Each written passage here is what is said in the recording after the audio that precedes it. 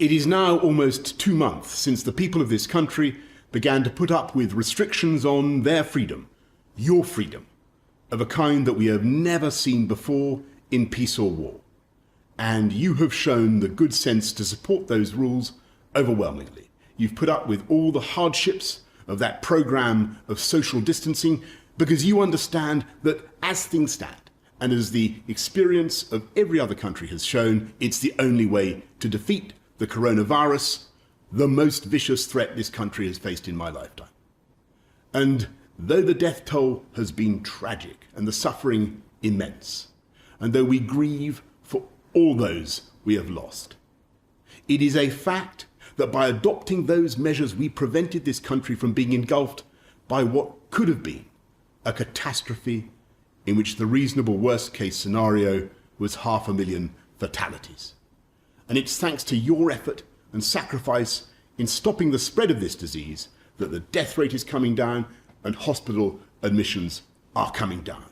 And thanks to you, we've protected our NHS and saved many thousands of lives. And so I know, you know, that it would be madness now to throw away that achievement by allowing a second spike. We must stay alert. We must continue to control the virus and save lives. And yet we must also recognise that this campaign against the virus has come at colossal cost to our way of life.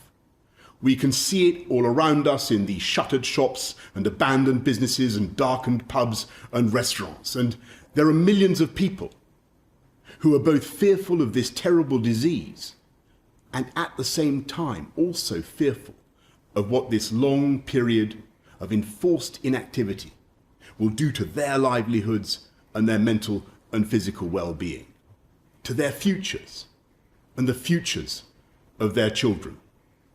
So I want to provide tonight for you the shape of a plan to address both fears, both to beat the virus and provide the first sketch of a roadmap for reopening society, a sense of the way ahead, and when and how and on what basis we will take the decisions to proceed.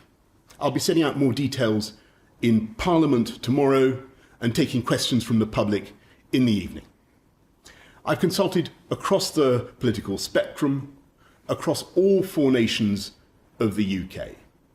And though different parts of the country are experiencing the pandemic at different rates, and though it's right to be flexible in our response, I believe that as Prime Minister of the United Kingdom, Scotland, England, Wales, Northern Ireland, there is a strong resolve to defeat this together. And today, a general consensus on what we could do. And I stress could, because although we have a plan, it is a conditional plan. And since our priority is to protect the public and save lives, we cannot move forward unless we satisfy the 5 tests. We must protect our NHS.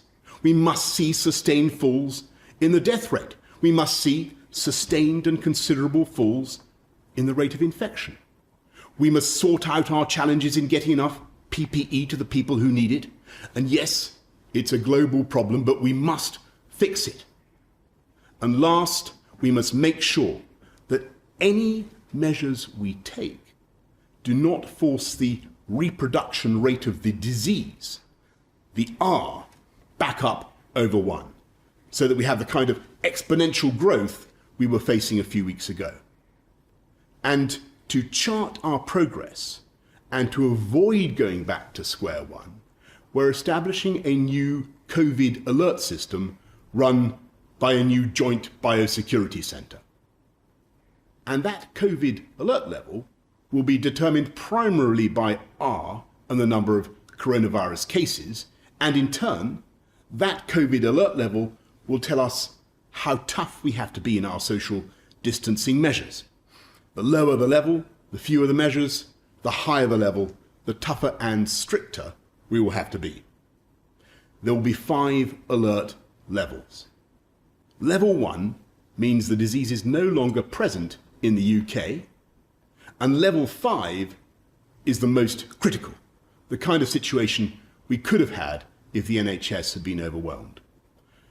Over the period of the lockdown, we've been in level 4, and it's thanks to your sacrifice we're now in a position to begin to move in steps to level 3. And as we go, everyone will have a role to play in keeping the R down by staying alert and following the rules. And to keep pushing the number of infections down, there are 2 more things we must do. We must reverse rapidly the awful epidemics in care homes and in the NHS. And though the numbers are coming down sharply now, there is plainly much more to be done.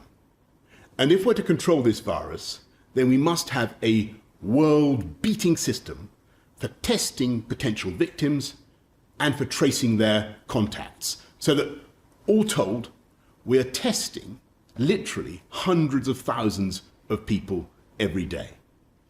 We've made fast progress on testing, but there is so much more to do now, and we can. When this began, we hadn't seen this disease before, and we didn't fully understand its effects. With every day, we're getting more and more data. We're shining the light of science on this invisible killer, and we will pick it up where it strikes, because our new system will be able in time to detect local flare-ups in your area, as well as giving us a national picture. And yet, when I look at where we are tonight, we have the R below 1, between 0.5 and 0.9, but potentially only just below 1. And though we have made progress in satisfying at least some of the conditions I have given, we have by no means fulfilled all of them. And so, no, this is not the time simply to end the lockdown this week.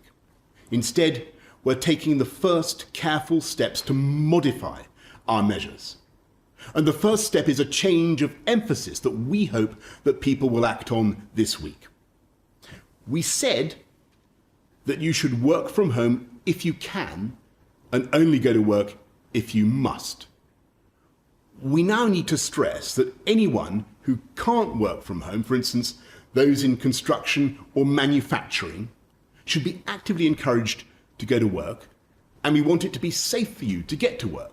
So you should avoid public transport if at all possible, because we must and will maintain social distancing, and capacity will therefore be limited. So, work from home if you can, but you should go to work if you can't work from home. And to ensure you are safe at work, we've been working to establish new guidance for employers to make workplaces COVID secure. And when you do go to work, if possible, do so by car, or even better, by walking or bicycle. But just as with workplaces, public transport operators will also be following COVID secure standards. And from this Wednesday, we want to encourage people to take more and even unlimited amounts of outdoor exercise. You can sit in the sun in your local park, you can drive to other destinations, you can even play sports, only with members of your own household. You must obey the rules on social distancing, and to enforce those rules, we will increase the fines for the small minority who break them. And so, every day, with ever-increasing data, we will be monitoring the R and the number of new infections and the progress we are making. And if we as a nation begin to fulfill the conditions I have set out, then in the next few weeks and months, we may be able to go further. In step 2, at the earliest by June the 1st, after half-term, we believe we may be in a position to begin the phased reopening of shops and to get primary pupils back into schools, in stages beginning with reception, year 1 and year 6. Our ambition is that secondary pupils facing exams next year will get at least some time with their teachers before the holidays, and we'll shortly be setting out detailed guidance on how to make it work in schools and shops and on transport. And step 3, at the earliest by July and subject to all these conditions and further scientific advice, if and only if the numbers support it, we will hope to reopen at least some of the hospitality industry and other public places, provided they're safe and enforce social distancing. Throughout this period of the next 2 months, we will be driven not by mere hope or economic necessity. We're going to be driven by the science, the data, and public health. And I must stress again that all of this is conditional. It all depends on a series of big ifs. It depends on all of us, the entire country, to follow the advice, to observe social distancing, and to keep that R down. And to prevent reinfection from abroad, I'm serving notice that it will soon be the time, with transmission significantly lower, to impose quarantine on people coming into this country by air. And it's because of your efforts to get the R down and the number of infections down here that this measure will now be effective. And of course, we will be monitoring our progress locally, regionally, and nationally. And if there are outbreaks, if there are problems, we will not hesitate to put on the brakes. We've been through the initial peak, but it's coming down the mountain that is often more dangerous. We have a route and we have a plan, and everyone in government has the all-consuming pressure and challenge to save lives, restore livelihoods, and gradually restore the freedoms that we need. But in the end, this is a plan that everyone must make work. And when I look at what you've done already, the patience and common sense you've shown, the fortitude of the elderly, whose isolation we all want to end as fast as we can, the incredible bravery and hard work of our NHS staff, our care workers, the devotion and self-sacrifice of all those in every walk of life who are helping us to beat this disease: police, bus drivers, train drivers, pharmacists, supermarket workers, road hauliers, bin collectors, cleaners, security guards, postal workers, our teachers, and 1,000 more. The scientists who are working round the clock to find a vaccine. When I think of the millions of everyday acts of kindness and thoughtfulness that are being performed across this country and that have helped to get us through this first phase, I know that we can use this plan to get us through the next. And if we can't do it by those dates, and if the alert level won't allow it, we will simply wait and go on until we've got it right. We will come back from this devilish illness. We will come back to health and robust health. And though the UK will be changed by this experience, I believe we can be stronger and better than ever before, more resilient, more innovative, more economically dynamic, but also more generous and more sharing.